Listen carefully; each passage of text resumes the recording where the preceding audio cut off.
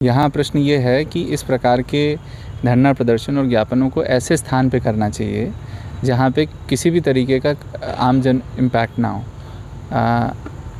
केवल शांतिपूर्ण तरीके से धरना प्रदर्शन दिया जा रहा है, ये बात पर्याप्त नहीं है। रोड पे चक्का जाम करने की स्थिति निर्मित होने से जो नुकसान आम जन को हो रहा है, जिसमें बहुत अधिक संख्या में किसान स्वयं भी शामिल हैं, माताएं बहनें शामिल हैं जिनको अस्पताल तक जाना है, गर्भवती माताएं शामिल हैं जिनको जाने में समय अधिक लग रहा है, वह भी बहुत बड़ा नुकसान है। तो अभी तक प्रशासन ने बहुत गंभीरता के साथ, बहुत धैर्य के साथ, बिना किसी बल का इस्तेमाल किए हुए शांतिपूर्वक तरीके से अपनी पूरी बात को समझाने का प्रयास किया है।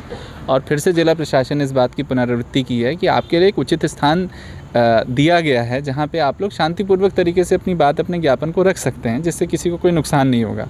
परंतु ऐसा प्रतीत होता है कि इस प्रकार की स्थितियाँ निर्मित हों जिससे कोई ना कोई कानून व्यवस्था भंग हो, तो हम लोग बहुत सजग और बहुत सचेत हैं। और फिर मेरा यही अपील रहेगी, और भी लोग जो इसमें नहीं भी शामिल हुए हैं उनको भी आगे आकर के इस बात को रखना चाहिए।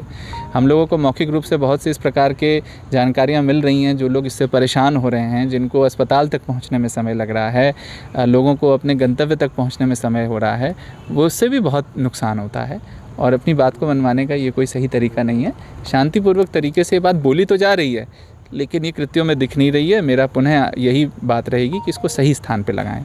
और जहाँ तक अपनी बात को रखने का है, जब से ये ज्ञापन, अभी तो कोई ज्ञापन दिया नहीं गया जब से ये धरना प्रदर्शन शुरू हुआ है, यदि ज्ञापन दिया जाएगा तो शासन के प्रतिनिधि होने के नाते इसको उचित माध्यम से शासन तक, राज्य शासन तक, केंद्र शासन तक पहुँचाया जाएगा। आप सब लोगों को पता ही है, सभी विषयों पे ज्ञापन दिए जाते हैं, बड़े बड़े विषयों पे ज्ञापन दिए जाते हैं, उसको उचित माध्यम से पहुंचाया जाता है और उन ज्ञापनों पे उचित कार्रवाई भी होती है।